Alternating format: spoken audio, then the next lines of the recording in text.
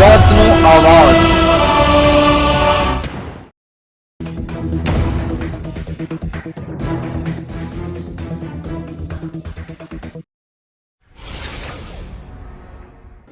અમિત શાહની અધ્યક્ષતાવાળી committee of minister દ્વારા ડુંગળીઓની નિકાસની મંજૂરી। આ નિર્ણયને ખેડૂતોએ ગણાવ્યો ચૂંટણીલક્ષી નિર્ણય।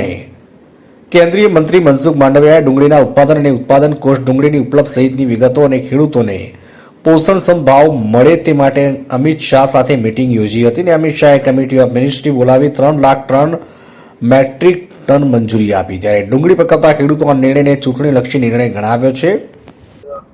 આ જે ડુંગળીની નિકાસ બંધ કરવા પાછી તમે કરો શું કહેશો? આ બાબતમાં હાવ સરકારનો હાવ એકદમ તદ્દન ખોટો નિર્ણય છે।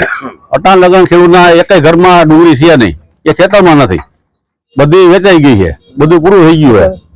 એ પછી અટાણ નિકાસ બંધી ચાલુ કરી છે, તો એમાં ખેડૂતનો લાભ નથી, વેપારીનો લાભ છે, વચેટિયાનો લાભ છે।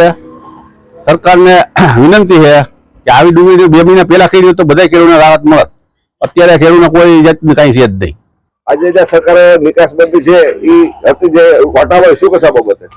આજે જે સરકારે જાહેરાત કરી છે કે ડુંગળીની નિકાસ બંધી હટાવવામાં આવી છે, તો અત્યારે તો ખેડૂતના કોઈ પણ ખેતરમાં ડુંગળીનું વાવેતર તો છે નહીં, ડુંગળી તો આવકમાં છે નહીં।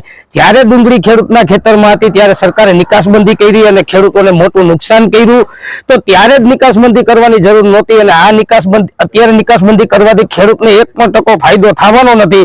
અને આ ચૂંટણી નજીક આવે છે એટલે આવી ખેડૂતોને લોભામણી જાહેરાત કરે છે। આ નિર્ણયથી ખેડૂતોને કોઈ ફાયદો થવાનો નથી, એમ ડુંગળી પકવતા ખેડૂતોએ જણાવ્યું। કેન્દ્ર સરકારે આમ તો ડુંગળીની નિકાસ પર પ્રતિબંધ લાદવામાં આવ્યો, તેથી ખેડૂતોને ડુંગળીમાં નુકસાન થયું છે અને કેન્દ્ર સરકારના નિર્ણયને ખોટો હોય તેમ જણાવી આજે જે નિર્ણય લેવાયો છે તેને આગામી ચૂંટણીને ધ્યાનમાં રાખી નિર્ણય લેવાયો છે તેવું ખેડૂતો જણાવી રહ્યા છે। આ નિર્ણયથી હવે ખેડૂતોને કોઈ ફાયદો થવાનો નથી તેમ ખેડૂતોએ જણાવ્યું છે। ધોરાજીથી અલ્પેશ ત્રિવેદીનો રિપોર્ટ।